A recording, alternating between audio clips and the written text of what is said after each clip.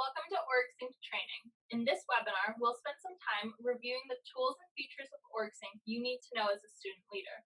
We'll review the community homepage, how to set up your user profile, how to manage your organization's portal, and a few other processes that you'll need to know as a leader of your organization.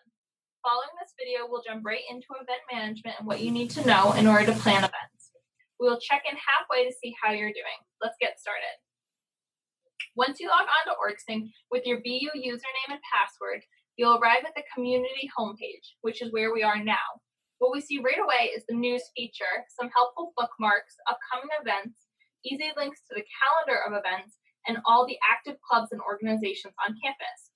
What's really neat about the community homepage is that it's tailored to your involvement.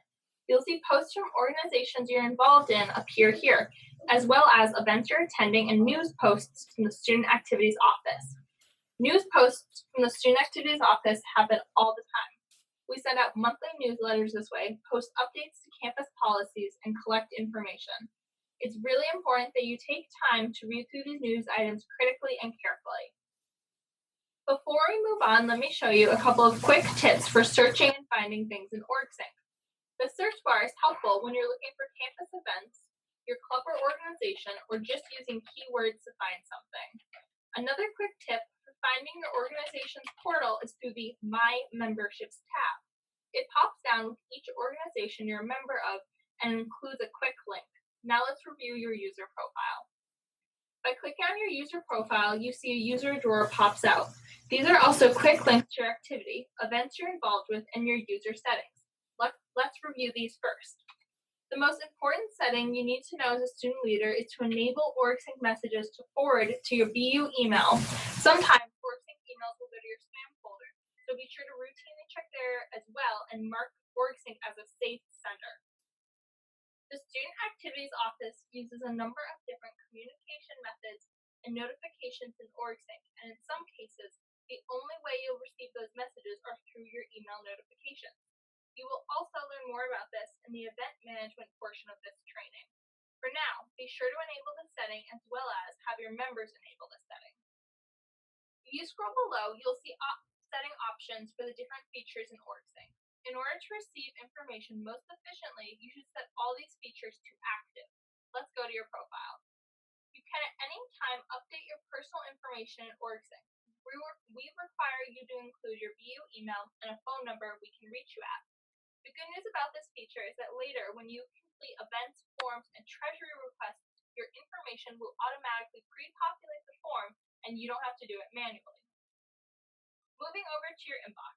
This is where you can send and receive OrgSync messages, check notifications based on your activity, and see your event invitations. The activity feature is a great way to see what you've submitted in OrgSync and when. You can see all the forms I've submitted here and the status of those forms, such as complete or incomplete. If you're not sure if you actually submitted something like an event request, this is the first place you should look.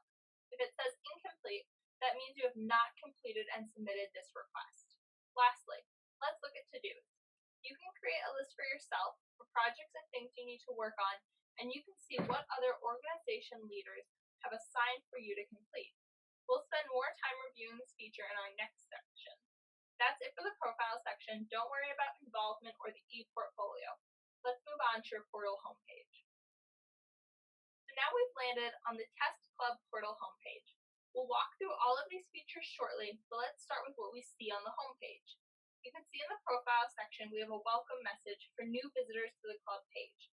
This information below populates directly from your organization's registration page. I'll show you how to update this in a moment. The feed section of your profile shows recent activity in the organization. You can see we have recent and past events, and you might see news posts from other members of this organization. In the profile settings, you can determine which feature you want to set as the default on the organization homepage. You also see here on the homepage some frequent files the organization uses as well as the current leadership of the club. Let me show you how to adjust the settings and features of your organization portal. Only administrators of the portal will have access to update this information. As an eBoard member, you should automatically have these permissions when you submit your permission request and it's approved. You can update things like your cover photo, include links to your group's Facebook page or Twitter handle. You can even adjust the join options to manage how people join your group portal. If you want to edit or create a welcome message, you can do that here. In order for that information to appear automatically, click Show Welcome Message by default. If you want to edit your organization's description, you'll need to update and renew your profile under Manage Profile. All the information you include on the portal homepage automatically generates to the Student Activities website, which is a great tool for new and prospective students to find and learn more about your organization. Let's talk a little bit about the people feature of your portal. This is probably the single most important area of your organization's OrgSync portal. We require that each organization keep an updated list of all members active in the club. The People tool allows you to manage your organization's roster. In order to allow a new officer full access to your org's profile, you must invite them or they must request to join. You can even assign people into groups based on their responsibilities. Click on a user's name to view more information about that member. One of the most important functions is the ability to establish groups within your portal. Adding users to groups allows you to customize their permission settings, effectively target responsibilities. Select All People in the top left of the People tool. This provides a drop-down that contains the existing groups in your portal. You can also create a group within your organization. The term group is OrgSync lingo. You can certainly use this feature to organize committees or initiatives sponsored by your organization. Any member that will be planning events will need special permission in order to access your organization's financial information as well as creating events in OrgSync. Let's jump right into giving group members permissions. This tab can be found under a user's name and title.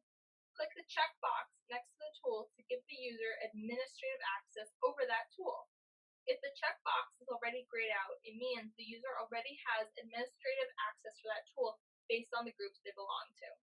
You can give a member limited access based on their role within your organization, or can set up group permissions based on a committee or initiative they are involved in. Setting up group permissions is easy. You should set permission for your events team as a group, seeing as they will need to access and submit information in OrgSync. You can manage group permissions two ways. First, click on a member's permission and below you see Manage Group Permissions, or you can go to Organization Settings and Permissions. If you'd like to give certain groups additional permissions, click Grant Additional Permissions to specific groups. This will display the groups in your portal with a permission drop-down next to each. You might want to do this for your budget feature as well. Permissions are critical to the success of your organization if you plan to host programs and events. The right people need to be given access to your events tool and your treasury tool. Choose these folks wisely as they will need to have permission to request access to your group's financial information. Let's move on to some other tools and features of your OrgSync portal. We'll learn more about the events section in our next session. The Files tool is where you can find a number of resources from the Student Activities Office as well as the Allocations Board. You can see anything with an umbrella means it's a file or a folder from SAO. Click into each folder to find helpful files. In the Financial Forms and Handbook, you see the Packages Handbook and the Vendor Book. In the Allocations Board folder, you can see relevant files and cheat sheets for A/B planning. In some cases, you will need to upload a completed file as part of filling out forms. You can also use the Files tool to keep club resources together. Maybe you want to add your weekly e-board meeting minutes here, or event evaluations from past events. The Forms tool is a really great resource as well. Forms that can be found here include the event cancellation form and a catering exemption form. Think of the difference between forms and files as a file is something you may need to upload to a request. A form is actually a request. We use forms to request SPS and new this year, facility setup packages. You can also create forms for your organization too. For example, maybe you want to collect information about who can table at the upcoming expo, or collect feedback from your members on a recent event. The News module allows you to keep your portal members up to date on all your latest news. With a format similar to a blog, members can view a quick summary of the most recent news or scroll down to view the full content of each post, including comments. Polls is a great tool for hosting elections.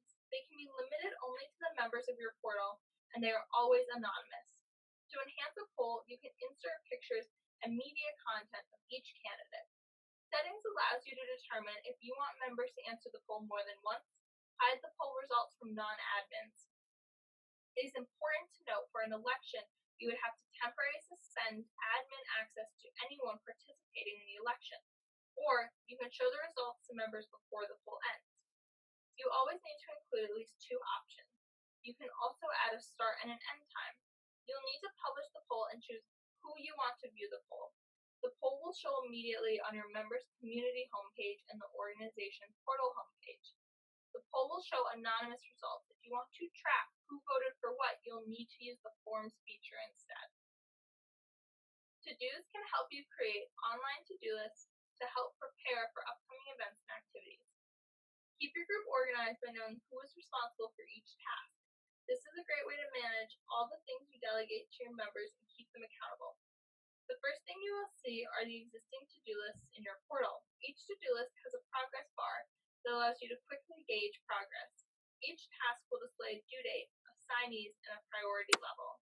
Click on a task to make comments or claim it. Claiming a task will add it to your personal to-do list page in your profile and provide you the ability to mark the task as complete. E-board members will have the ability to create new lists.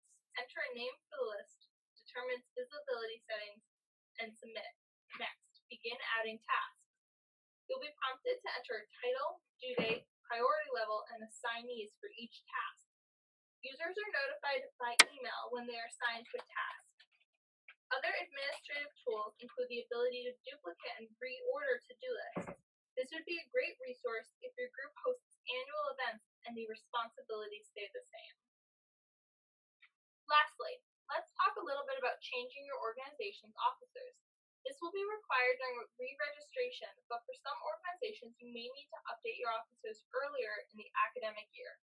Your organization is required to have at least a president, VP, treasurer, and secretary active on OrgSync at all times. As a portal admin, you can submit this information on our portal homepage. Under current positions, see all, you can fill a position or change a position if you have new officers for your organization. This form asks which position you want to fill, which member you want to fill it, and when their term will begin and end. You must include an end term date. If you're filling a position, the new officers must be a member of your portal for them to appear in the drop-down menu. If they join your portal right before you fill the position, they will not appear. You'll need to wait at least 24 hours for them to appear in the system. Once you complete this form and submit new officers, the leaders of your group are required to complete the anti-hazing agreement and the student activities policies form. These forms will be emailed to each new officer. Their position will not be improved until they complete these required forms. That's the nuts and bolts of navigating OrgSync. If you are a Bay State org, you'll notice we have not covered financial transactions. If you need to purchase anything, please come to the Student Activities office and meet with an activities consultant who can assist you. You can also sign up for a treasurer training. Again, this is not required for Bay State orgs. Now you should be able to successfully use the tools and features to your group's benefit. Let's check in and see how everyone's following along.